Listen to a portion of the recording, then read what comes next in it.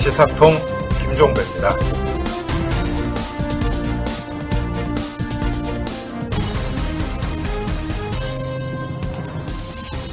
네, 여러분 안녕하십니까? 김종배입니다. 자, 오늘 화요일입니다. 또 시사통 본격적으로 시작해야 되는 요일인데요. 제가 다르게 또 하나를 준비를 했습니다.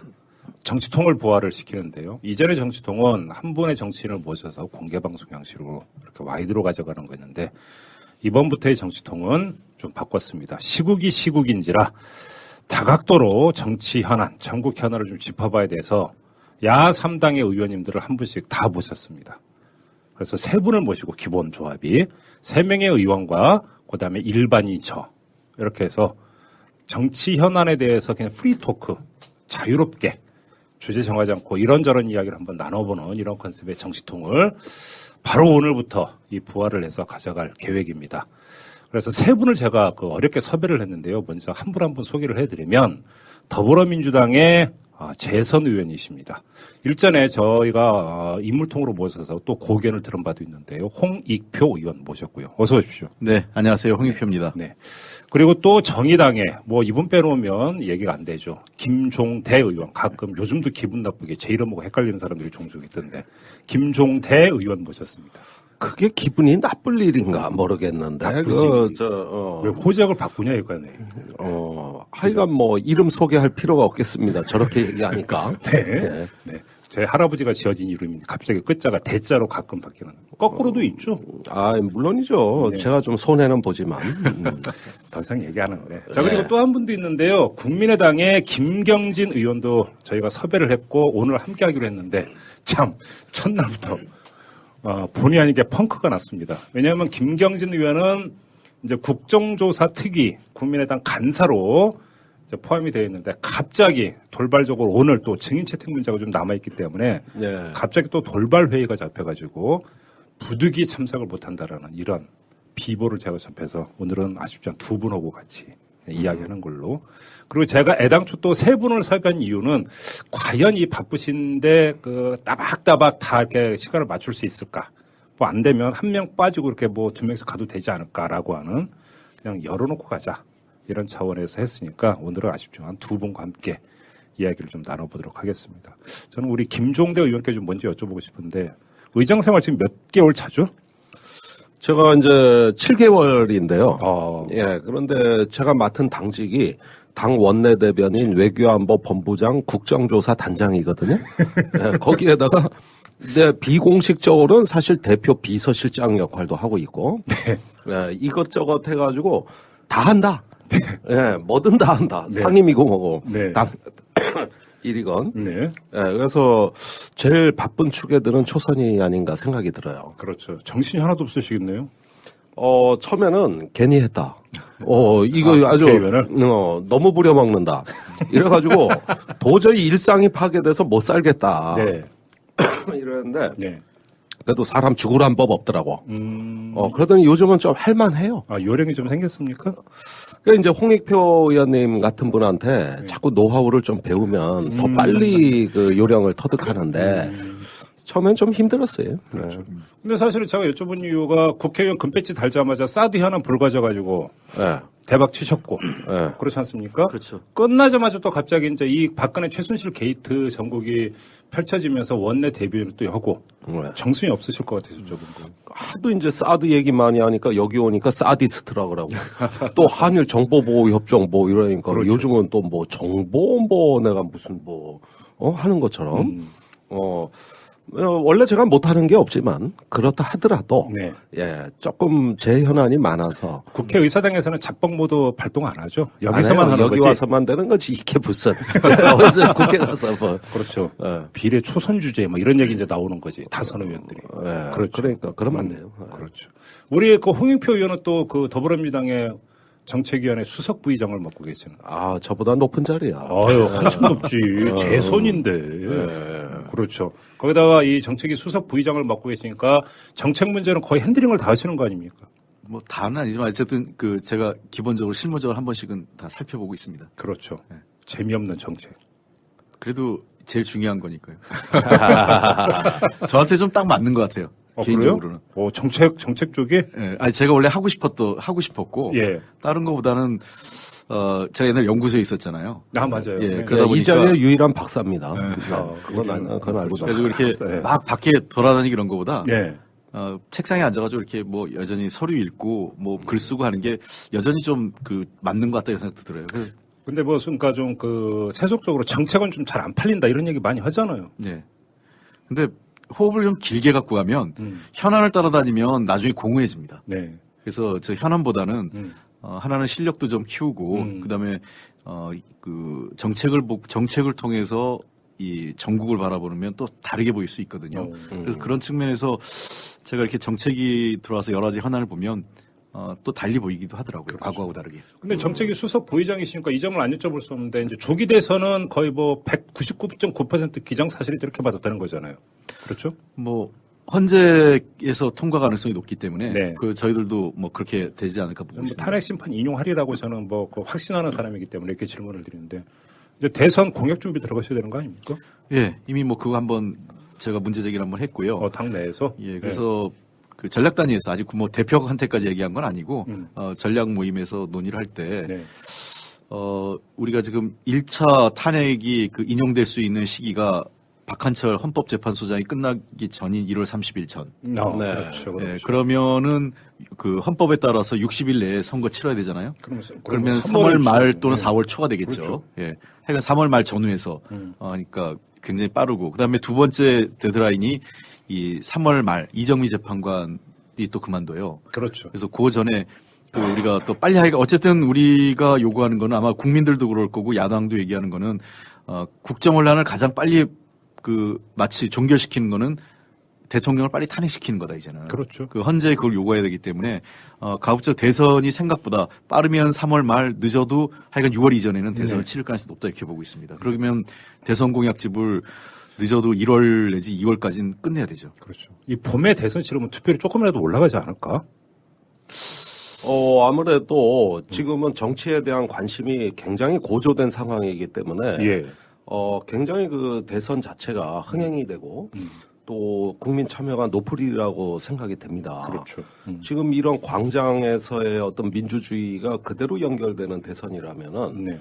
여느 대선하고는 판이하게 양상이 다르겠죠. 그 가능성도 있지만 또 의외로 투표율이 낮아질 수도 있다고 봐요. 왜요? 왜 그렇게 보세요?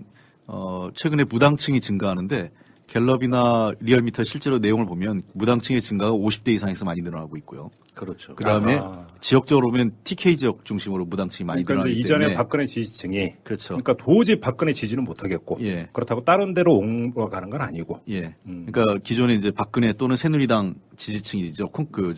뭐 묻지마 1번. 네. 뭐 지난번에 한번 화제가 됐던 나라 팔아먹어도 난 1번 찍는다 했던 그런 분들이 진짜 나라를 팔아먹을 위기에 처했잖아요. 네. 그걸 겪어보고 나서는 그렇다고 2번이나 뭐 다른 번호로 옮겨 타기는 어렵다면 투표를 포기할 가능성도 있다 이렇게 생각을 합니다. 그래서 투표율 문제는 뭐 저는 그래서 의외로 또 그다지 안 높게 나타날 수 있는 가능성도 있다고 생각해요. 지금 홍익표 의원께서 그 말씀하니까 좀 본격적으로 얘기 좀 들어갔으면 좋겠는데 제가 좀 쭉 지켜보면서 갖고 있는 문제의식이라고 할까요? 뭐냐면 야권이어서 뭐 같은 정당을 해서 그런지는 모르겠습니다만 박근혜 대통령에 대해서 퍼붓고 있는 그 공격의 강도에 비해서 새누리당에 대해서 퍼붓고 있는 공격의 강도는 비교가 안 될 정도로 약하지 않습니까? 그렇지 않습니까? 오히려 국민들 입장에서 새누리당 너희도 부역 정당이다 이런 얘기를 하고 있단 말이죠. 근데 지금 왜 제가 이 말씀을 드리냐면 지금 말씀하신 것처럼 50대 이상 과거 박근혜 지지층이 무당파화되고 있다는 이야기는 포스트 박근혜 단계에서 다시 새누리당으로든가 리턴할 가능성이 얼마든지 있다는 얘기가 되는 것 아니겠습니까? 그렇습니다. 저는 그렇게 보고 있습니다. 자, 그렇게 본다면 이 문제에서 박근혜라고 하는 그 중심에 있는 인물의 퇴진도 중요하지만 그 세력들을 어떻게 단죄할 것인가의 문제로 좀 범위를 넓힐 필요가 있어야 되는 거 아닙니까? 꼭 대선 전략만이 아니라 하더라도. 그렇게 본다면 야권의 공격 자체가 너무 미온적이고 약하지 않는가 이런 지적도 얼마든지 성립될 수 있는 얘기잖아요. 그건 좀 전략과 전술로 나눠봐야 될 것 같은데 그게 민주당 내 두 개의 목소리의 실체라고 저는 봐요. 그래요? 예, 요전에 부역 발언은 이제 추미애 대표가 하신 거 아닙니까? 그러자 이제 우상호 대표는 아이고 너 말씀 너무 심하십니다. 지금 탄핵을 앞두고 비박계 협조를 받아야 되는데 이게 이제 박지원 대표도 같은 입장이잖아요. 이런 게 이제 그 두 개의 목소리가 있는 것인데 추미애 대표 얘기가 틀린 얘기는 아니에요. 네. 그러나 현실적이지 못하다는 또 여론이 있는 것이죠. 그거는 지금의 어떤 전략 과제는 새누리당 해체보다는 탄핵이 우선이니까 그런 쪽의 어떤 그 전략적인 목표부터 달성을 해야지 너무 또 이런 부분에 전선이 확대돼서 될 일도 안 되면 어떡하냐 이런 우려가 있는 거 아닙니까? 그게 두 가지 목소리가 다 있는 거예요. 네. 뭐 우리 당에는 뭐 우리 당뿐만 아니라 지금 아마 그 야권 내 두 가지 목소리가 다 존재하고 있는 것 같아요. 네. 그러나 이제 현실적인 필요성, 그다음에 당면한 과제 때문에 새누리당 일부 비박계를 중심으로 협조를 요청하고 당분간 연합전선을 구축하는 필요성 불가피한 건 있지만 네. 본질을 놓치면 안 된다고 생각해요. 지난번에 제가 이 자리에 나왔을 때도 그 말씀을 드렸던 것 같은데 단순히 박근혜, 최순실 두 사람의 그 개인 관계에 빚어진 문제로 보면 이 문제는 완전히 오판인 겁니다. 저번에 구체제를 언급을 하셨어요. 그렇죠. 그렇죠. 구체제 청산. 네. 그 문제에 대해서 우리가 집착하고 그 아주 세밀하게 그 하나하나 구체제를 해체하는 작업을 해나가지 않는다면 예. 이미 우리가 죽었던 유신 체제라고 했던 게 다시 부활했잖아요. 그러니까 소위 얘기해서 그 유신 체제의 부활이 지금 박근혜 정부 때 이루어졌던 건데 저는 언제든지 그럴 수 있다고 생각합니다. 네. 그래서 제 1의 타겟은 전 개인적으로 정경유착을 보고 있고요. 그다음에 두 번째는 아까도 얘기했지만은 친일 문제나 그다음에 그 반공 이데올로기 이 색깔론이죠 혹시 이런 문제들에 대해서 우리가 그 세밀하게 이 싸움을 하나하나 싸워나가고 과거의 그런 것들을 바로잡으려고 하는 어떤 치열함이 없다면 저는 대선을 이기기도 힘들고 설사 대선을 이긴다 하더라도 또 얹혀갈 것 같아요. 기득권 세력이. 아니, 저는 그러니까 무슨 얘기냐면 제가 여기서 그러니까 다시 좀 갈라서 말씀을 드리고 싶으면 김종대 의원님과 그런 현실적인 전략적 과제를 이야기를 하니까 하는데 두 가지 그러니까 또 반론이 나올 수가 있는 거죠. 하나는 자 그러면 지금 이래서 탄핵에 찬성하겠다는 새누리당 내 비박 의원들이 그러면 그러니까 우리를 공격하지 않으니까 고마워서 그럼 탄핵에 찬성하는 것이냐? 그게 아니라 오히려 자신을 향해 올 수 있는 공격의 화살을 미리 차단하고 피해가기 위한 선제적인 어떤 협조로도 읽을 수 있는 건 아니냐. 그렇게 본다면 야권의 공격의 강도가 오히려 탄핵 동선을 끌어낼 수 있다라는 이론적 가설이 성립이 될 수 있다는 점 하나가 있는 거고 네. 또 한 가지는 그러니까 너희들은 다 똑같은 놈들이야라고 원초적이고 근원적으로 그냥 도매금으로 넘기자는 이야기가 아니라 네. 새누리당 안에서 분명히 지금 혐의를 받고 있는 몇몇 의원들도 분명히 있지 않습니까? 그렇지 않습니까? 맞습니다. 그렇다면 그들에 대해서라도 화력을 집중할 필요는 있는 게 아니냐. 네. 참 그러니까 구렁이 담 넘어가다 지금 넘어가고 있잖아요. 당에 있는 사람들. 그렇게 넘어가진 않을 겁니다. 그래요? 반드시 짚을 건 짚고요. 네. 저는 그 굉장히 뿌리 깊은 우리 사회에 그 유착 관계가 있다고 생각해요. 그 유착 관계는 이제 새누리당 내에서 박근혜 정부를 구성하는 데 있어서 만드는데 여러 가지를 기여했던 사람들. 그렇죠. 그다음에 재계 그리고 학계, 네. 그다음에 그 관계 이쪽에서 언론계 물론 당연히 포함되고요. 네네. 이런 쪽에 대해서 실제로 이 사람들을 하나하나 그 우리가 찾아내고 심판해야 될 과제가 매우 중요합니다. 그렇죠. 뭐 어쩌면 1945년 해방되고 나서 우리가 실패한 반민특위처럼 그러한 작업들에 준하는 그러한 과거 청산 작업하지 않으면 저는 또다시 일어날 거라고 생각합니다. 물론 그것을 방해하는 세력이 있겠죠. 대표적으로 조중동입니다.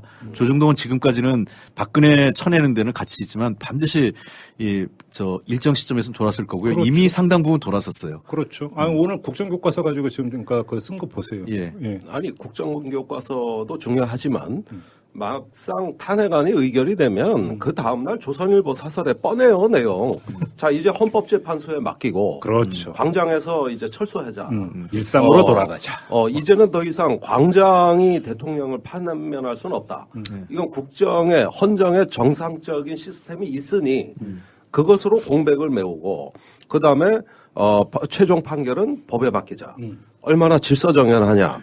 이걸 이제 그 다음날 사서 쓸 게 뻔하다고. 그러면서 이제 촛불은 꺼지기라고 기대를 하는 겁니다.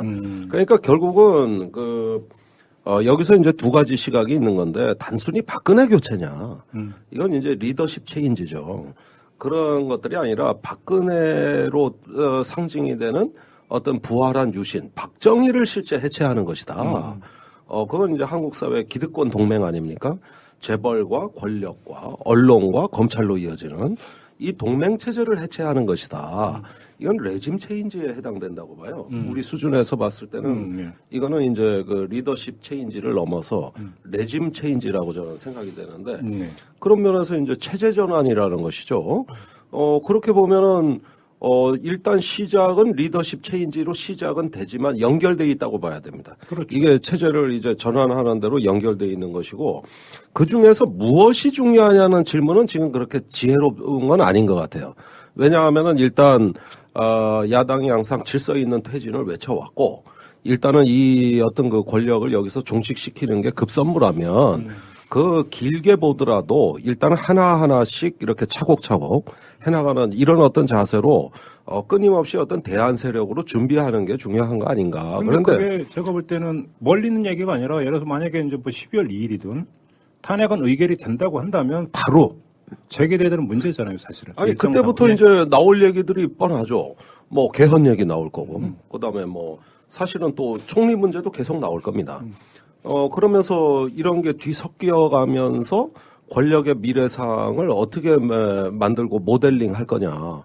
이제 이런 문제들이 상당히 그 치열하게 논의될 걸로 예상됩니다. 예. 그러니까 저는 좀 그래서 좀 아까 했던 얘기를 좀 이어가면 좀 개인적으로 예를 들어서 이건 예인데 예를 들어서 좀 말씀 좀 그러니까 아쉽게 보는 것이 예를 들어서 그 국민연금과 삼성 간의 유착 의혹이 제기가 되지 않았습니까? 그리고 그 제기된 의혹의 상당 부분이 신빙성을 갖고 있다고 전제를 한다고 한다면 그 대단히 중요한 고리거든요. 예. 그렇지 않습니까? 그렇습니다. 그러니까 어떤 그 삼성이라고 하는 그것도 삼성이라고 하는 그룹 일반이 아니라 이재용 남매의 어떤 그 지배권을 보장하기 위해서 국민들의 코 묻은 돈, 연금 기금까지 갖고 장난을 쳤다는 이야기가 되는 거니까. 조금 전에 이제 홍익표 의원이 말씀하셨던 정경유착이라든지 이런 것들과 어떤 단적으로 연결이 될 수 있는 문제이고 예. 그것들이 만약에 이제 문제가 불거졌을 때 그러면 언론이 어떤 보도 태도로 보일 것인가도 상당히 중요한 관심사인데 그러니까 국내 최대의 광고주에 대해서 과연 그렇다면 지금 박근혜 최순실 게이트에서 나왔던 의혹에 대해서 팔걷어붙이고 대들었던 것처럼 과연 나오겠느냐의 문제도 여기서는 그 문제가 대단히 중요한 포인트고. 이번 탄핵의 야권 의결 조율의 최대 난제입니다. 네.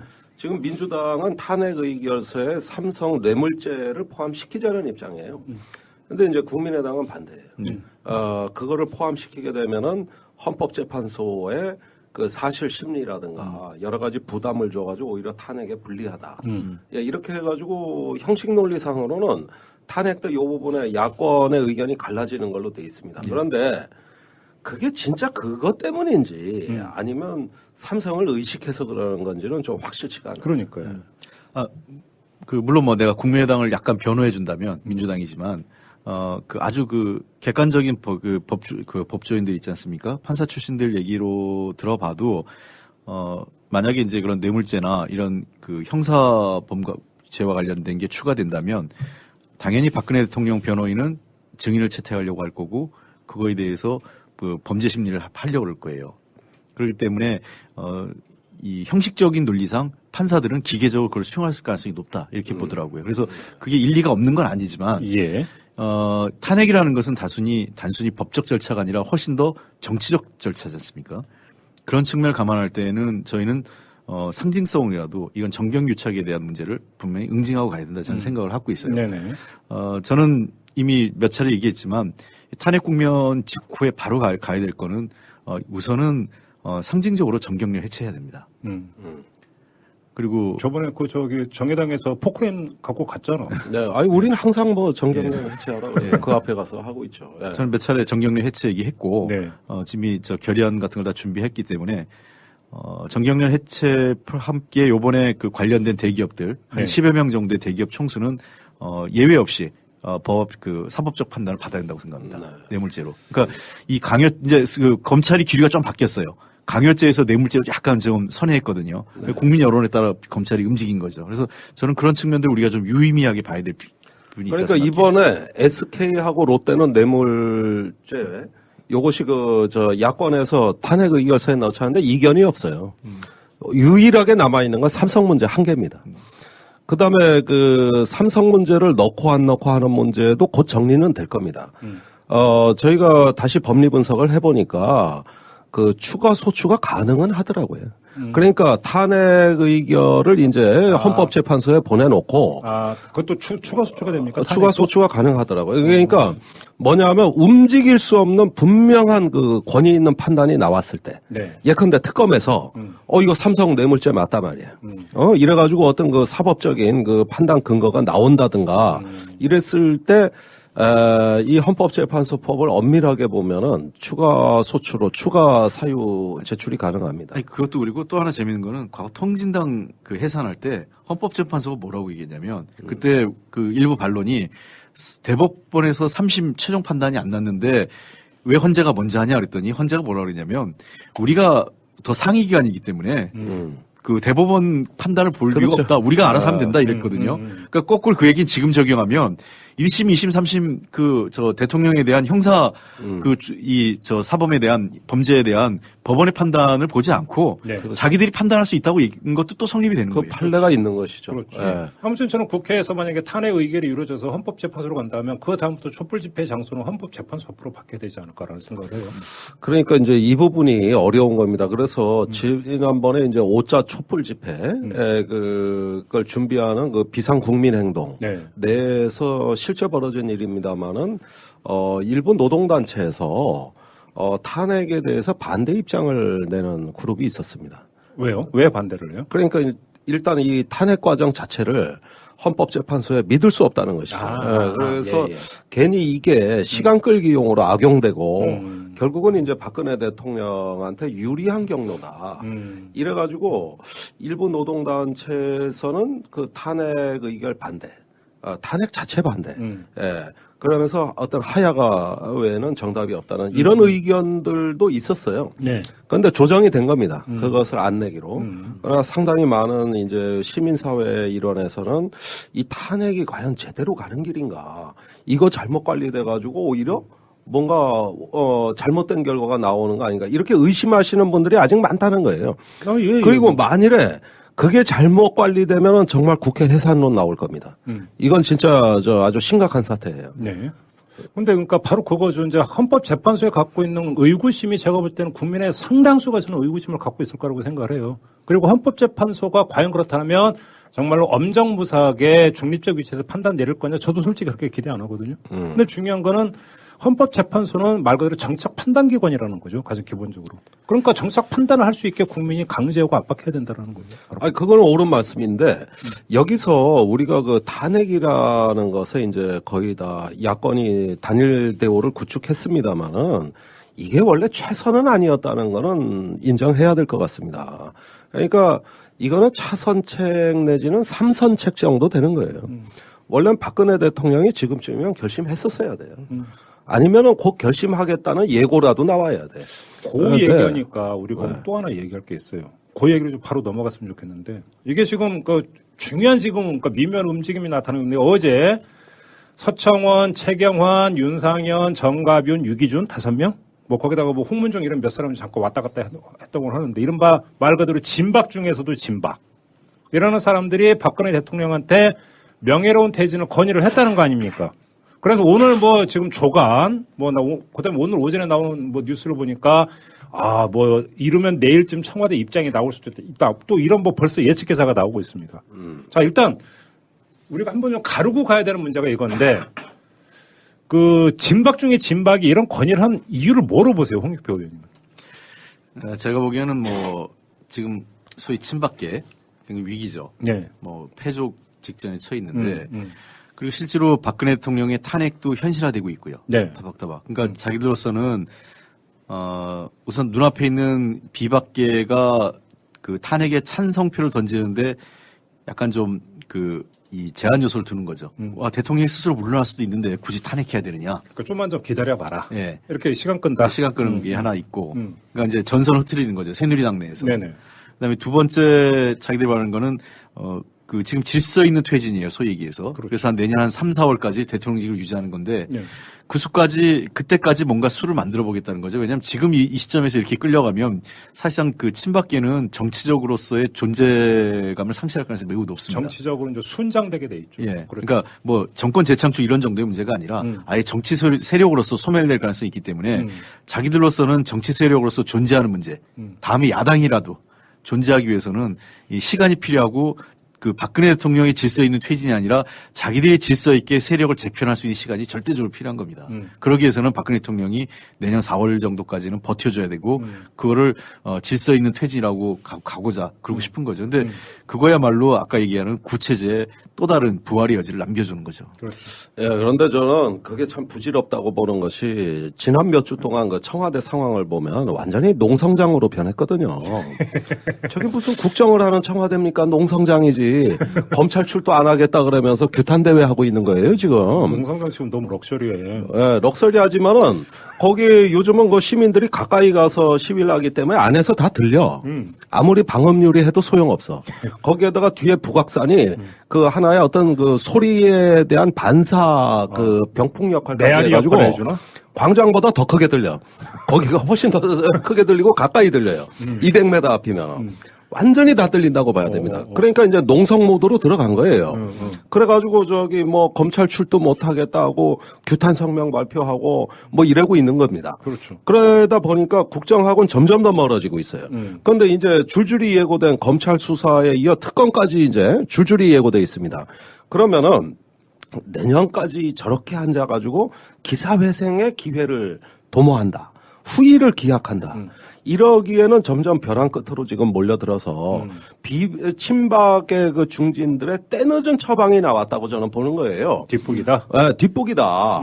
저 행동이 나오려면 진즉 나왔어야 된다고. 그런데 이제 탄핵이 막 임박해 있는 시점인데 지금 탄핵도 새누리당은 9일을 선호합니다만은 사실 2일도 가능합니다. 아직까지 민주당은 2일을 선호하고 있어요. 그래가지고 즉시 결행을 해서 여기서 끝장을 내버리자는 게 아직 야권의 의지거든. 근데 단지 새누리당 사정을 봐줘서 9일까지 해주는 거라고. 그런 상황에서 이게 표결이 돼가지고 거의 통과될 가능성이 높아진 지금에 와서 저 친박 중진들의 때늦은 그러면서 위기를 위기로 인식하지 못하고 요행수를 바라던 도끼자루는 썩어도 도끼자루다. 예. 이러면서 그래도 아직은 자루가 있는데 이 생각하고 있다가 이제 뒷북치고 망하는 길로 가는 거 아니냐 하는 생각도 들어요. 그 탄핵 관련돼서 일자는 현재로서 우리 당은 2일 날이 훨씬 유력하게 검토되고 있습니다. 그래서 뭐 숫자만 된다면 그리고 이 탄핵 소추안만 성안만 된다면 뭐 바로 2일 날 지금 하는 게 낫다. 일부 언론은 12월 2일이 원래 이제 그 새해 예산은 처리 시한이잖아요. 예. 그 처리 때문에 그것 때문에 9일을 얘기하시는 분도 있어요. 근데 그게 뭔 상관이 있어요? 관계 없습니다. 처리하면 되고요. 아니, 그런데 예. 그 예산 자체를 너무 소홀히 했다고 보는 시각이 있는 거예요. 그러니까 그거는 그런데 전혀 그렇지 않습니다. 예. 제가 예산 문제는 조금 말씀드리면 예. 예산 꼼꼼하게 봤고요.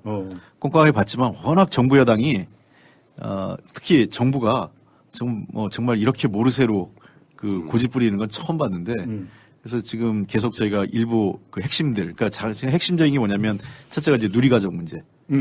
그다음에 두 번째가 법인세하고 소득세 네. 그 정리하는 문제가 이렇게 있는데 만약에 정부 여당이 계속 소극적이고 입장의 변화가 절충안도 우리가 여러 차례 야당이 절충을 내고 있거든요. 네. 그거에 대해서도 입장 변화 전혀 없다면 의장님하고 상의해서 예산 부수안을 지정해가지고 일방 처리하는 것도 검토를 하고 있습니다. 그래서 우리가 그렇게까지 이제 얘기를 하고 있기 때문에 조금 성의는 보이지 않을까 생각을 하고 있습니다. 그러면서 일방 처리 그럼 혹시 법인세도 손댈 계획이 있습니까? 예, 손 대야죠.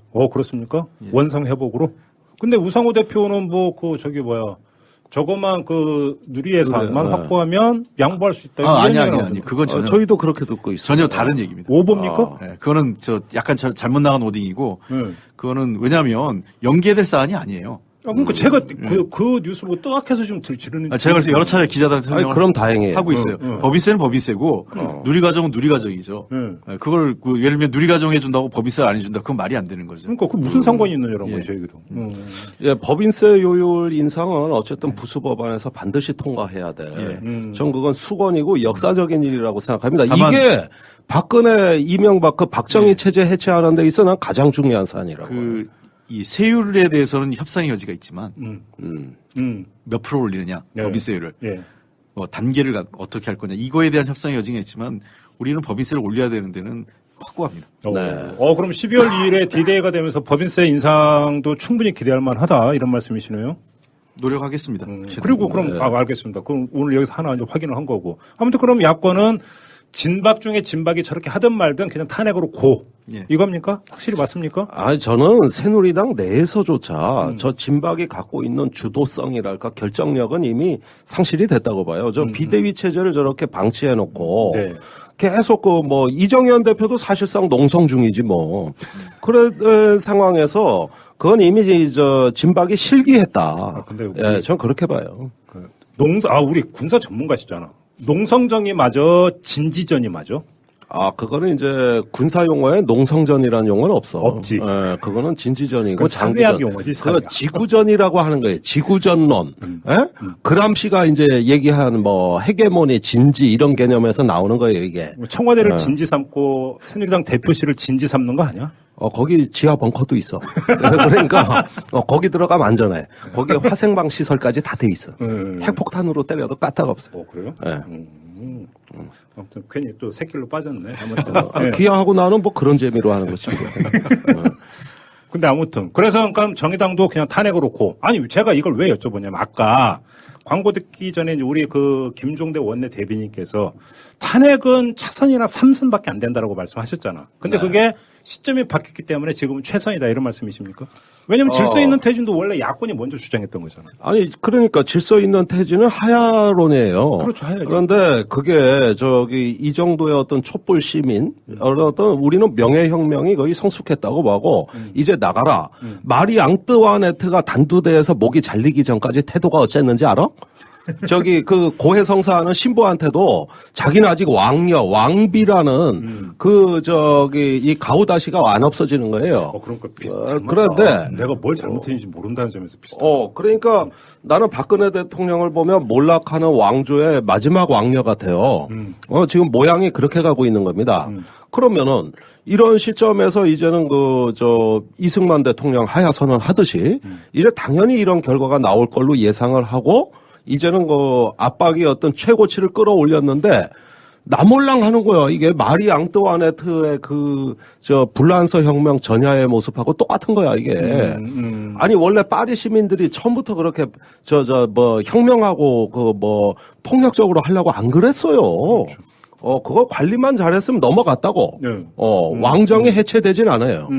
근데 기어이 죽는 길로 가는 건 뭐냐면 내려놓는다는 게 뭔지를 모르는 거야. 이게 박근혜 대통령이 이게 판단이 버티는 게 유리하겠다 이런 것이 아니라 내려놓는다는 게 뭔지를 모르고 있단 말입니다. 지금 박 대통령은. 하야도 모른다? 모른다니까. 예. 그러니까 이게 이제 어떤 그 불통과 독선의 이미지의 어떤 그 극단에서 하나의 그런 양상에서 결국은 끌어내리는 길 외에는 답이 없다는 걸로 간 건 이건 어떤 시민의 절망적 의사 표현이고 정치가 그래서 차선책으로 간 거예요. 우리는 하야든 탄핵이든 처음에 박근혜 대통령한테 선택하라 그런 겁니다. 본인이 선택해라. 그런데 그 선택 자체를 못한 거예요. 그러다가 결국은 타의에 의해서 끌려 내려가는 이게 단두대에선 마리 앙뜨와네트의 모습과 유사하다. 전 그렇게 봐요. 그러니까 이게 차선책이지. 근데 이게 좀 다른 얘기 같은데 제가 조금 더 이렇게 진정시키면서 얘기를 하면 이게 민주주의라고 생각합니다. 그래요? 왜 그런 생각을 하냐면 많은 분들이 저도 박근혜 대통령이 진짜 밉고 빨리 바꿨으면 좋겠지만 기업의 CEO를 실적이 나쁘다고 바꾸는 것과 일국의 대통령을 바꾸는 문제는 다른 것 같아요. 그럼요. 예, 그러니까 제가 늘 얘기하지만 기업과 국가는 다르고 CEO와 대통령은 다르다는 거죠. 그래서 이 현명한 지도자가 국민의 요구를 받아들여서 스스로 물러나주면 좋겠지만 그렇다고 그 대통령을 CEO 짜듯이 쉽게 자를 수 없는 게 민주주의의 한계이면서 장점인 것 같아요. 그러니까 저는 우리 국민들이 그런 것들에 대해서는 좀 더 깊은 성찰적 자세에서 민주주의를 바라봐야 될 것 같아요. 왜냐 분노가 있어서 당장 박근혜를 왜 못 끌어내리냐 제도권 정치인이 예. 그렇게 못 끌어내리게 만든 게 민주주의입니다. 그렇죠. 예, 그래서 저는 못하게. 그 탄핵의 절차를 밟는 게 차선책이지만 그럼에도 그 길을 밟아야 되는 게 또 민주주의의 우리가 성숙한 사회로 가는 또 단계라고 봅니다. 아니, 제가 그러면 다시 한번 그 두 분께 그러면 이렇게 좀 구체적으로 시나리오를 짜서 한번 질문을 드려볼게요. 자, 진박이 박근혜 대통령한테 이른바 충원을 했다는 거 아니야, 어제? 그럼 청와대에서 갑자기 얘기 잘 들었고 그럼 제가 수용을 해서 내년 4월까지 하야하겠습니다. 그리고 국회에서 총리를 추천하면 그대로 받겠습니다. 그리고 대선은 그러면 4월에 하야하니까 6월 안에만 치르면 됩니다. 저 4월에 분명히 하야하겠습니다. 이렇게 밝히면 어떡할래? 그래도 탄핵은 갑니다. 그래도 간다. 네, 그래도 탄핵은 가는 거예요. 그러니까 그 타이밍이 한 2주 정도 빨랐으면 돼요. 실기했다. 내가 보기에는 됩니다. 2주 보름 전쯤에 네. 이 프로세스가 나왔다. 그래서 내가 아까도 그 진박이 이게 뒷북침인 거라고 보는 게 그때쯤이면은 다 질서 있는 태진 외치고 있었지 누가 탄핵 얘기했습니까? 그렇죠. 야권에서 다 그랬죠. 별로 그런 얘기 없었어요. 네. 지금 그게 2주 전 상황에 타임머신을 돌려야 돼. 그래요. 그러니까 네. 뭐냐면 그게 딱 월요일이었는데 그 2주 전 월요일. 네. 그 추미애 대표가 청와대 영수회담 제의했다가 그게 이제 당내에서 그렇죠. 반대해서 안 네. 되면서 그때 우리 당이 퇴진으로 결론을 내리지 않습니까? 그때 당론이 결정이 됐지. 예, 당론이 그날. 결정돼서 예. 퇴진으로. 예. 그러니까 그 시점이에요. 음. 그러니까 그게 한 2주 전이기 때문에 그 시점 전에 그 박근혜 대통령이나 진박들이 질서 있는 퇴진에 대해서 그 협의를 해오거나 또는 그런 문제에 대해서 그 수용적 태도를 보였다면 이 상황까지 안 왔을 수도 있죠. 자, 이렇게 된 거예요. 2주 전에 그러니까 2주 조금 더 전주에 그 토요일에 100만이 모였습니다. 그렇죠. 그렇죠. 예, 그때가 이제 정말 이 어떤 촛불의 어떤 본연의 그 실력이 나왔단 말이에요. 3차였죠, 3차. 예, 나왔는데 그거를 청와대에서 어떻게 해석했느냐, 또 주류 언론은 어떻게 해석했느냐. 자, 이걸로 이제 살풀이 다 했다 시민들은 이 이상 나갈 패는 없다 이거예요. 그리고 그때부터 이제 박근혜 대통령의 지지층, 그러니까 그 희귀한 4%, 여기가 이제 결집하겠다는 선언을 하고 신문 광고를 내기 시작했어요. 그러면서 나에게도 배가 12척이 있나이다 이런 마음으로 박근혜한테 읍소의 시그널을 발신한 겁니다. 물러나지 마라. 이럴 때 청와대는 이제 바닥 찍었다고 생각을 한 거예요. 그러면서 야권에서도 의견이 통일돼 있지 않고, 지금까지 이제 박근혜 대통령에 대한 불신의 축이 극대화됐다면, 이제는 불안의 축이 올라오고 있다. 그렇지. 그러니까 국가가 이렇게 100만이 모여서 나라를 뒤흔들고 국정이 마비되고 대통령은 거의 식물 대통령 되고 이러면 국가를 걱정하는 국민이 없겠냐. 그래서 불안의 축이 반응하기 시작할 거다. 그러면 촛불은 반응 꺼진 거다. 그러니까 이렇게 생각을 한 거예요. 100만을 이제 피크점으로 본 거지. 네, 그렇게 된 거예요. 그리고 그때 그 100만이 모인 이유도 사실은 민주당 쪽에서는 계속 광장의 시민들의 여론을 보고 무슨 당론을 결정하겠다는 이야기가 계속 나오고 그러니까 일반 시민들이 물론 그 나오는 자체의 순수함도 있지만 우리가 가서 정치를 움직여야 되는가 보다 이런 생각을 갖고 더 절박하게 광장으로 많이 불러들인 겁니다. 그런데 이런 어떤 약발은 청와대가 생각하기에는 2주 전에 끝났다고 본 거예요. 그리고 이제는 다시 균형점을 찾을 것이다. 자기 복원 과정, 회복 탄력성이라 그래 전문 용어로. 오. 그런 거 알면 안 돼 나는? 문자로 오니까 갑자기 어색해지잖아. 그 정도의 회복 탄력성이 있다고 본 거예요. 이게 이제 마지막에 단두대로 가는 왕녀의 어떤 마지막 오판이었다 이거죠. 정세 오판이죠. 그러니까 그 김진태 의원이 괜히 그런 말 한 게 아니에요. 찬바람 불면 촛불 꺼진다. 그러니까 그때 100만이 피크로 본 거죠. 그렇죠. 그리고 이제 계절적으로 동절기로 들어가고 그렇지. 나올 만큼 나왔고. 그렇지. 이제 할 말 다 했다. 예. 그리고 이제 대통령이 이게 뭔가 이 납작 모드로 한번 하면 그다음부터는 좀 수그러들지 않겠느냐. 네. 이런 정도로 했는데 오판한 거죠. 오판한 겁니다. 예, 그리고 이 결정적으로 다른 거는 그동안에 그 박근혜 대통령이 오만과 독선, 불통으로도 고수할 수 있었던 가장 큰 이유는 첫째는 어쨌든 지지층이 결집돼 있었다는 거고요. 그리고 두 번째는 문제의 본질은 박근혜 대통령이 아니고 다른 데서 왔었어요. 그때는 박근혜 대통령이 문제의 당사자는 아니었단 말이에요. 근데 지금은 많은 국민들이 박근혜 너 때문에 나라가 지금 어지럽다 이렇게 보고 있는데 본인이 자기는 아무렇지 않은 것처럼 선의로 했다는 거 아니에요? 예, 선의로. 국민 여러분께서 이제는 그 국가 혼란을 더 이상 방치해서 안 되게 도와주십시오. 이렇게 얘기하니까 어안이 벙벙한 거죠. 문제는 박근혜 바로 당신인데 마치 자기는 아무 문제가 없는 것처럼 그러니까, 세상 모르게 얘기하니까. 예, 제가 보기에 여기서 미스테리는 뭐냐 하면은 이런 정도의 위기 관리 능력조차 이 정부에 원래 없었냐고 하는 거예요. 사실은 누구나 판단할 수 있는 문제였고 정세를 약간 더 심각하게 봐야 됩니다. 원래 위기 관리하는 사람들은 상황을 비관적으로 인식하려는 거야. 위기 관리하던 사람 이제 빵에 가 있잖아. 아니 빵에 가 있는데 하긴 그렇게 해서 그게 마비됐는지는 모르겠어요. 그런데 그때부터의 거의 난조에 가까운 청와대 모습은 굉장히 자해적인 모습이었어요. 그렇죠. 그리고 이제 지난 주말에 결국은 150만을 돌파했지 않습니까? 서울에서만 전국적으로는 190만. 190만. 예, 그런데 어떤 양상을 보면은 뭐랄까 혁명을 촉발하는 독재자.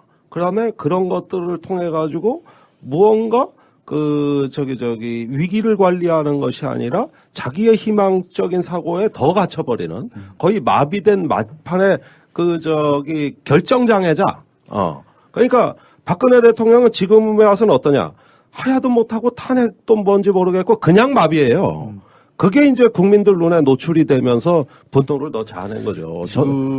저렇게 책임성이 없냐. 지금 이제 김종대 의원님 말씀하신 것처럼 이거는 정부가 아무것도 못하고 있는 겁니다. 그렇죠. 그러니까 이미 들어간 것처럼 김현웅 법무부 장관 이미 사의 수리가 이제 사의 표명에서 받아들여졌고 최재경 민정수석은 아직 보류하고 있고 계속 설득 중인데 저 얘기는 뭐냐면 민정 라인이 사정 라인이 허물어지는 거거든요. 청와대 움직임이 더 이상 검찰이 청와대와 관리하기 어려운 상황이 돼버린 거고. 그렇죠. 그리고 이미 다 무너졌어요. 외교안보 라인도 허물어져 있고 지금 남아 있는 거는 경제 라인만 조금 남아 있어요. 경제수석하고 유일호 부총리 라인으로 해서 요거만 조금 기능을 하고 있는데 이것도 원래 이 사람들이 이렇게 유능한 사람들은 아니었기 때문에 예, 나쁜 사람은 아닙니다만 그렇게 일을 썩 스마트하게 할 수 있는 사람들이 아니기 때문에 그냥 그럭저럭 가는 거예요. 그냥 국가 시스템이기 때문에 경제 상황은 그럭저럭 가고 있는 상황인데 이 얘기면 사실상 무정부 상태나 마찬가지죠. 그러니까 지금 대통령 권력이 구청 민원실장 정도밖에 안 돼. 그런데 상징성으로 버티고 있는 거예요. 사실은 아까 그게 홍 의원님께서 말씀하신 민주주의의 장점이자 한계이자 특징이기도 한 거거든요. 그러니까 그런 점에서 일단은 저는 비서실 자체가 통째로 사라졌다고 봐요. 경호실은 있을 거예요. 예. 그 얘기니까 제가 좀 이따, 그러니까 아주 지극히 지연 말단적이면 궁금한 거 있는데 좀 이따 여쭤보고 한 번만 더 추가 질문. 오늘 오전 뉴스를 보면은 새누리당 초선 의원들이 모여서 탄핵보다는 하야가 낫다라고 또 입장 모으지 않았습니까? 그럼 마지막 이 질문. 자, 야3당은 그래도 탄핵으로 고했어. 근데 탄핵에 찬성하기로 했던 새누리당 비박이 그러지 말고 좀만 좀 기다려보자. 하야할지 모른다는데 이러면 어떡할 거예요? 아니 그런데 정진석 대표가 계속 9일까지도 안 된다. 더 시간을 미루자. 그리고 탄핵에 원론적으로는 찬성이지만 그게 시간 너무 끌어. 이거 국가가 절단난다. 이렇게 얘기하고 있잖아요. 그러니까 그런 얘기들, 이런 아류들이 나타나가지고 계속 어떤 지연 전술을 쓰고 있단 말이에요. 그런데 9일이 지나면은 새누리당은 지도부가 없어질 것 같아. 제가 보기에는. 그럼 야당이 가서 의사일정 협의할 대상도 이게 안개 속이라고. 예. 그런데 이런 상황에서 이제 어떤 불타는 수레에서 일단은 다른 이야기들이 조금씩은 나옵니다만은 그런 이야기들조차도 제가 보기에는 이 일이 지나면서 9일에 가까워질수록 정리되리라고 봅니다. 우리 원내 대변인이시잖아. 네. 원내 대표 회동에 이제 배석하시잖아. 오늘도 가요 5시에. 그러니까 까놓고 얘기 어떻게 돼 보통? 제가 한 가지 요 얘기는 하려고 그래요. 내가 여기 김을 좀 내가 초선치고는 정치를 빨리 배우는 스타일 아니야, 그지? 이렇게 이런 귀한 회담을 내가 다 거 가면 제일 많이 적는 게 나야 또. 저번 TV 혼자 적고 있던데 보니까. 그래가지고 난 되게 적고 뽀다고도 안 나요. 그러는데 내가 여기 들어와서 정치가 이렇게 돌아가는구나. 참. 적응하기 힘든 동네다 여기. 그러니까 비공개로 원내대표 회담을 해. 그럼 어떻게 하냐고 얘기를. 어떻게 하냐고. 광 파는 사람도 있고. 누군지 나 딱 왔어. 누군지 봤어. 광 파는 사람한테 이상하게 꼼짝 못하는 뭐 보좌관 같아. 그런 사람도 있고. 그런가 하면 이걸 보면서 또 뭐랄까 고춧가루 뿌리는 사람도 있어요. 거기 가면 다 있을 거는 캐릭터 3명 다 얘기해보는 다 있어. 실명만 얘기하는지 다 나오네 그냥. 실명 얘기하면 안 돼. 네. 그런 사람들이 다 있는데 그 원내대표 회담이나 요즘 당대표 회담이 잦아졌잖아요. 그렇죠. 그건 전국이 급해서 그런 게 아니에요. 왜 그러냐면 하루만 지나면 달라지기 때문에 회의를 자주 해야 되는 거예요. 무슨 말인지 이해가 돼. 요즘은 하루 자고 일어나면 딴 세상이 아니고 오전에서 오후 넘어가면 딴 세상이에요. 나도 지금 녹음 진행하고 있는 이 시간도 지금 그러니까 쫄려. 지금 또 무슨 속보 나왔나 해가지고. 나도 이거 끝나고 나서 그렇게 편집해야 되나. 긴박하더라고 이게. 그러면서 아주 형형색색의 아주 짱짱한 계산서들이 나오죠.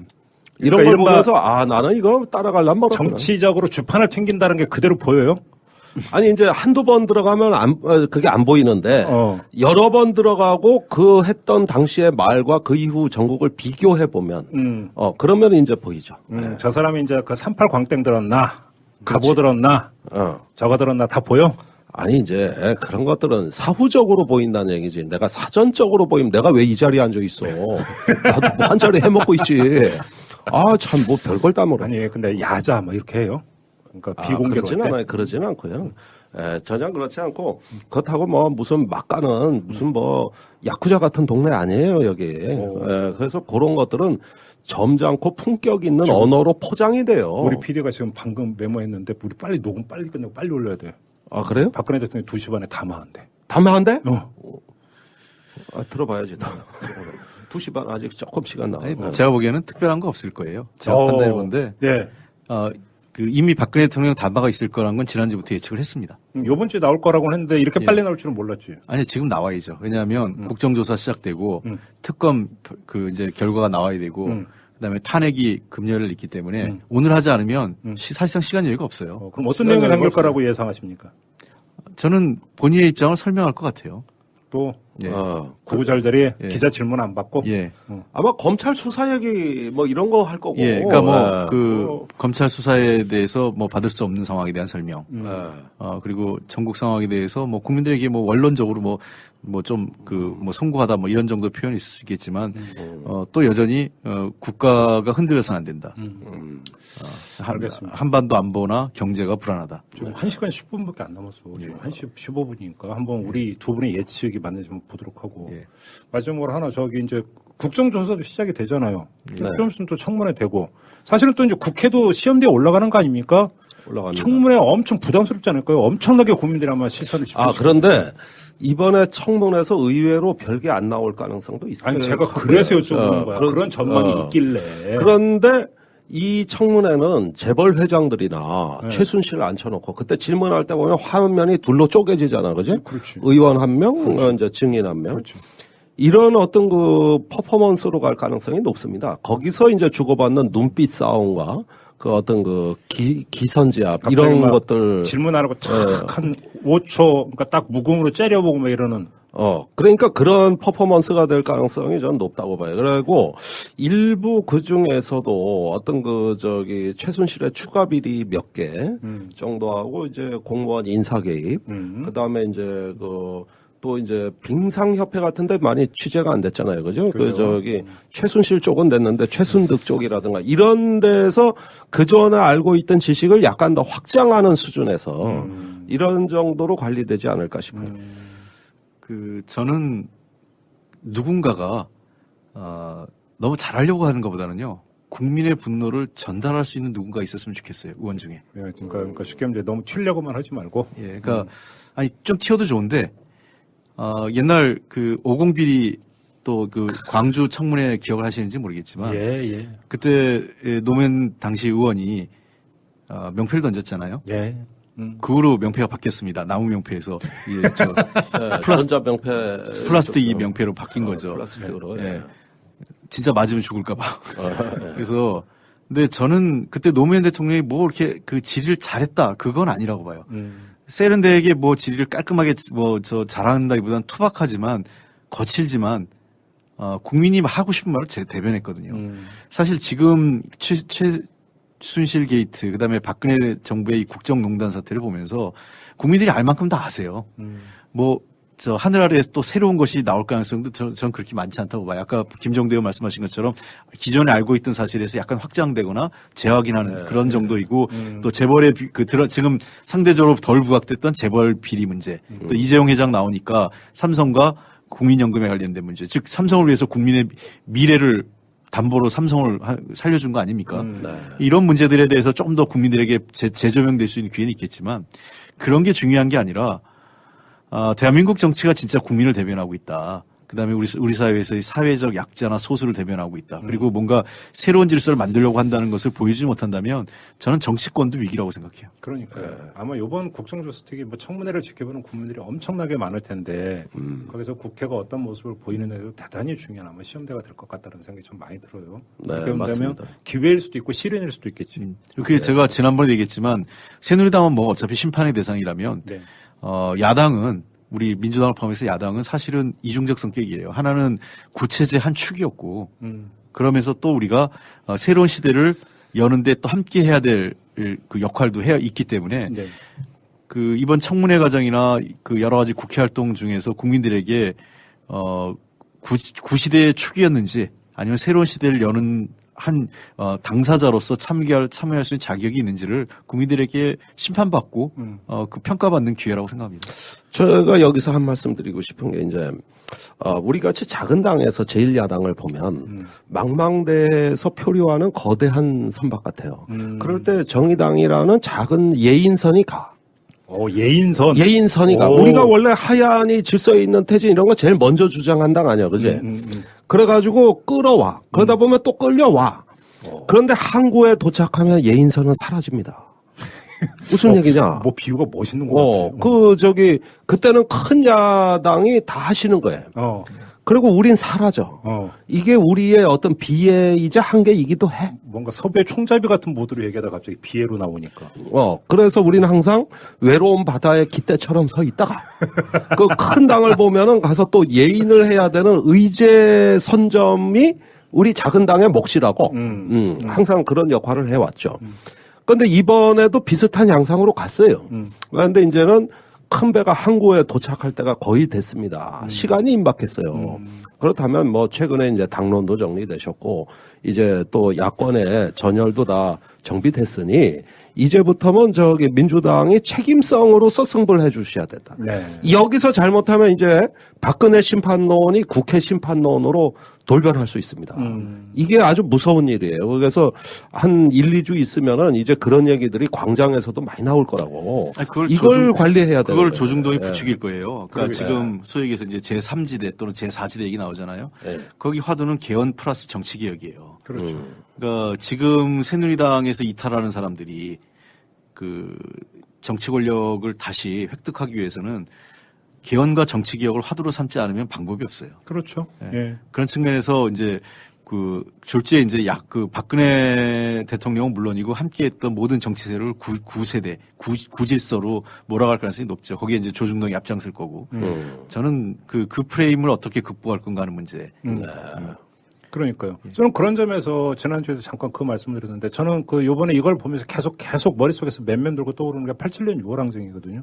그렇지 않습니까? 그때 구호는 단순하지 않고 호환철폐, 직선제, 쟁취 이거였었고 쟁취했죠.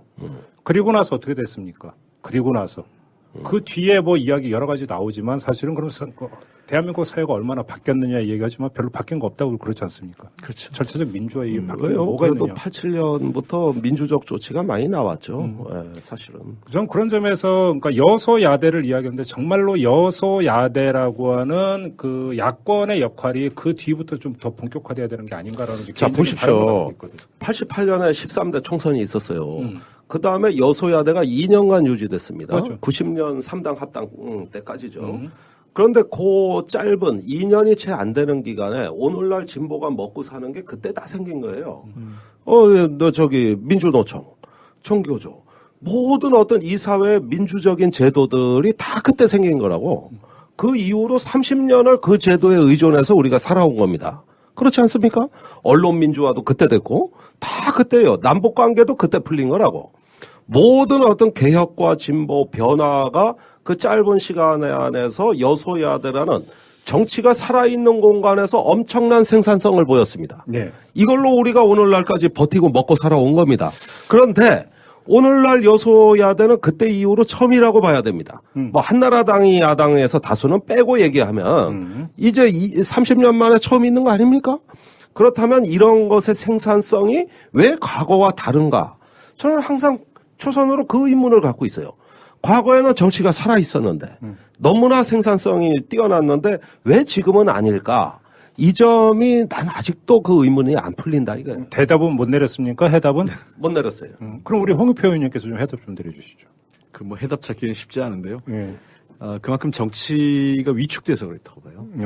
그거는 87년도를 정점으로 해서 정치 권력이 계속 취약해졌습니다. 그건 뭐냐?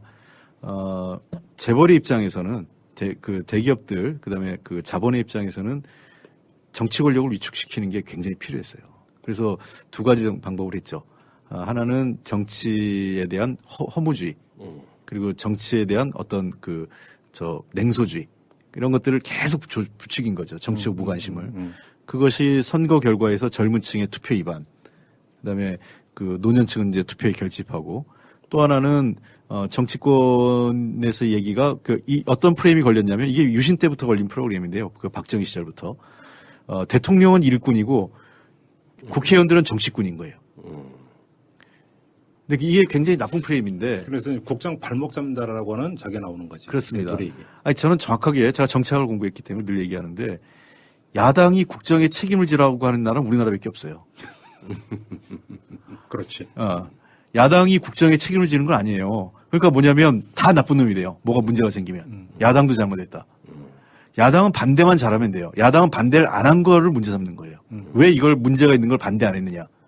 야당이 반대를 했었어야 되는 거죠. 그러니까 야당은 반대만 잘하는 거고 야당의 반대를 수용하거나 수용하지 않거나 하는 거는 정부 여당이 하는 거죠. 그래서 수용하면 야당이 잘한 거고 그래서 결과가 좋으면 수용하지 않고 밀어붙여서 잘 되면 정부 여당이 잘한 거죠. 나쁘면 정부 여당이 책임지는 거고. 그래서 영어에서 정확하게 하면 야당은 오포지션 파티, 반대하는 당이고 여당은 룰링 파티잖아요. 근데 그런 프레임이 우리는 이상하게 걸려서 여야가 다 공동의 책임 뭐 이런 걸로 해서 그 두 가지 하나는 대통령은 일꾼, 정치인은 국회의원은 정치꾼, 그다음에 여당 야당 공동 책임론 이렇게 되면 시시비비가 안 가려집니다. 네. 그렇죠. 아무튼 제가 좀 전에 이제 말씀드리려고 했던 게 바로 그건데 이 88년 총선을 통해서 그때 13대 국회였던가? 13대죠. 그러니까 13대 국회의 어떤 공과에 대해서는 뭐 사람마다 이제 관점에 따라 평가는 좀 달라질 수 있을 것 같으니까 그거에 대해서 여기서 얘기할 수 있는 부분은 아닌 것 같고 다만 여소야대 국면에서 탄핵 소추안이 의결이 되고 나서 그럼 자 국회는 무엇을 할 것인가? 라고 물론 이렇게 이제 그 칼로 물배서 그러니까 무자르시 나눠서 얘기할 수 있는 부분은 아니지만 거기서 아까 이제 그 홍익표 의원의 이제 말씀을 받아서 얘기한다면 이건 박근혜 최순실이라는 개인의 어떤 정치의 문제로 한정될 수 있는 성질의 문제가 아니라고 한다면 사실은 그 이후에 구체제의 청산이든 개혁이라고 표현하든 뭐가 됐든지 간에 그거를 주도에 들어갈 건 사실은 의회밖에 없는 것 아닙니까? 예. 그리고 그러니까 거야밖에 지금 없는 것 아닙니까? 거기서 거야가 어떤 모습을 보여주는가? 여기에 대해서 관심을 집중시키는 국민도 상당히 많다라는 거죠. 개인적으로도 그런 얘기를 하는 사람들이 주변에 많아요. 자, 국회에서 다 탄핵 수치가 만약에 의결이 됐다고 치자. 헌재 간다고 친자. 그래서 헌재 앞에서 촛불 든다고 치자. 근데 그거 말고 무엇을 할 수 있는가 우리 국민들은. 이걸 물어보는 사람들이 참 많거든요. 그게 진짜 위기를 예고하는 발언입니다. 그러니까요. 우리가 4.19 직후 또 80년 서울의 봄 직후 그러니까. 또 87년 민주항쟁 직후 항상 거기서 실패했던 거예요. 바로 제 얘기가 그거예요. 지금이 네 번째인데 이거는 진짜 위기죠. 그러니까 막스 베버가 그런 얘기를 한 적이 있어요. 위기란 무엇이냐 하면은 구체제는 무너지고 있는데 새로운 체제가 보이지 않을 때. 그렇죠. 이거를 위기라고 한다 그랬거든요. 그러니까 지금 그런 국면적인 성격이 있는 건 사실입니다. 그런데 어쨌든지 간에 헌법을 준수하면서 이거를 대선으로 몰고 가는 프로세스가 핵심입니다. 모든 것의 핵심은 그거예요. 그런데 여기에 이제 사가 끼어든다고 뭐 총리론, 개헌론 뭐 이런저런 얘기가 하면서 무엇이 진짜 본륜지를 헷갈리게 만들어요. 그런데 우리는 일단은 대체 권력을 만드는 것이다. 그걸로 대선이라는 공간에서의 결과를 내는 것이다. 이게 가장 핵심이라고 봐요. 하나만 첨언을 하면 맞아요. 거기서 대선으로 연결이 되는데 누구를 뽑을 것이냐라는 성씨가 중요한 게 아니라 어떤 대통령을 뽑을 것인가의 문제라는 것이죠. 거기서 바로 국민적 합의가 도출되는 과정. 이게 뭐냐면 개혁이든 청산이라고 하는 거는 이거를 통해서 우리 사회는 이렇게 가야 되고 따라서 그러니까 이번에 뽑는 대통령은 이런 리더십을 갖고 있고 이런 국정 철학을 갖고 있는 사람이어야 된다라고 하는 국민적 컨센서스 이것들을 모아가는 과정. 여기서 예를 들어서 문재인이냐 안철수냐 이재명이냐 이런 개개인의 어떤 이름 이전에 이게 중요한 게 아니냐라는 것이 제가 제기하고자 하는 문제. 그 이제 우리가 처해 있는 시대 상황에 대한 바로 그거죠. 어떤 진취적인 진단과 그거에 어떤 걸맞는 대안적인 비전, 예, 이런 부분에서 이제는 끌어내렸다면 앞으로는 건설을 해야 되거든요. 바로 그거죠. 예, 그런 점에서 준비된 역량들이 나와야 되는 것이죠. 예. 그걸 필요로 하고 있어요. 그러니까 지금 좀 더 용기 있게 그리고 담대하게 구체제를 청산하는 문제를 이 선거 국면이든 또 그 이전에 정치에 전면화하고 싸워 나갈 수 있는 지도자가 저는 뭐 대통령도 될 수 있고 우리 차세대를 이끌어갈 수 있는 지도자 될 거라고 지금 생각합니다. 광장에서 그러니까 시대 정신을 논할 수 있는 만민 공동회가 지금 열린 판이잖아요. 지금 간단하게. 그렇죠. 네. 예. 이거를 활용을 하고 여기서 그러니까 한 번 난정을 쳐야 되는 것 아니냐라는 거예요. 국민적으로도. 그러니까 저는 그게 시대 정신의 교체로 봅니다. 과거에 이제 박정희 등의 어떤 체제, 지금 박근혜 대통령 체제까지는 지난 20년은 IMF의 확산기였다고 봐요. 나만 잘 살면 돼. 그렇죠. 그런데 앞으로는 세월호의 시대입니다.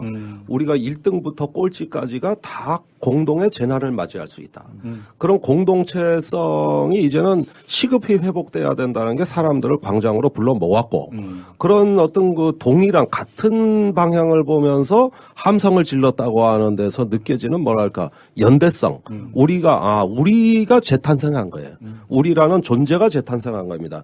이 기반 위에서 권력이 만들어져야 된다는데 난 동의해요. 네. 그러면은 결국은 이제 시대 정신을 교체할 수 있는 단계까지 나갈 수 있느냐. 그렇죠. 예. 그거 이제 공동체성의 회복이고 또 그렇게 안 하면 지금과 같은 체제에서 경제 지표가 전부 추락하고 있기 때문에 이제 이 정치의 위기는 민생의 위기로 돌변될 것이고 그 민생의 위기라는 건 사회에 앞으로 더 큰 파괴와 혼란을 초래할 수 있습니다.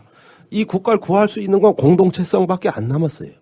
그런 면에서 지도자가 그것을 담보해 줄 수 있느냐. 이런 것들이 이제 주된 지표가 되게 될 겁니다. 앞으로 좀 그런 이야기를 좀 이어갔으면 좋겠고, 전 광장에서도 이어갔으면 좋겠고, 야권들도 거기에 대해서 좀 뭔가를 좀 보여줬으면 좋겠어요. 예, 네. 그러겠습니다. 네. 오늘 정치통 지금 사실은 이제 그 세 분의 일정을 조율하기가 너무 힘들기 때문에 그 점심시간 막간을 이용해서 이제 운영을 하기로 했는데 사실은 저도 진행을 하면서 좀 쫓기고 있습니다. 빨리 보내드려야 되는데 여기 늘어지고 있는 게 아닌가 이렇게 좀 쫓기고 역시 있어서. 재선 의원님이 조금 더 바쁘신 것 같아요. 그렇죠. 네. 뭐 직책이 많다면서 우리 아니 나도 재선되면 전에 뭐 너무 또 그렇게 언제는 한번 어리버리해서. 우리가 날 잡아서 그 저녁에 한번 녹음을 하고 예. 질펀하게 한번 이제 뒤풀이도 한번 갖는. 좋습니다. 어감이 좀 이상하다, 그지? 그죠? 약간 위험할 뻔했어요. 예, 빨리 넘어갔어요. 그냥 술로. 네. 예. 각자 더치페이 하는 걸로 김명란법이 있으므로. 뭐 왜 표정이 왜 그래? 여긴 괜찮아. 여기서 뭐 아무리 먹어도 3만 원 안 넘는 데서 먹으면 되죠. 뭐 우리 삼겹살 먹고 하면 한 2만 원 되지 않나? 예, 그런데 이제 여기 삼겹살 수준은 아니에요. 약간 높아요. 뭔데? 그 정도는 해줘야 돼. 해줘야 된다고? 네, 여기서, 네. 알았어요. 뭐, 그러죠. 뭐, 출연료도 안 드리는데.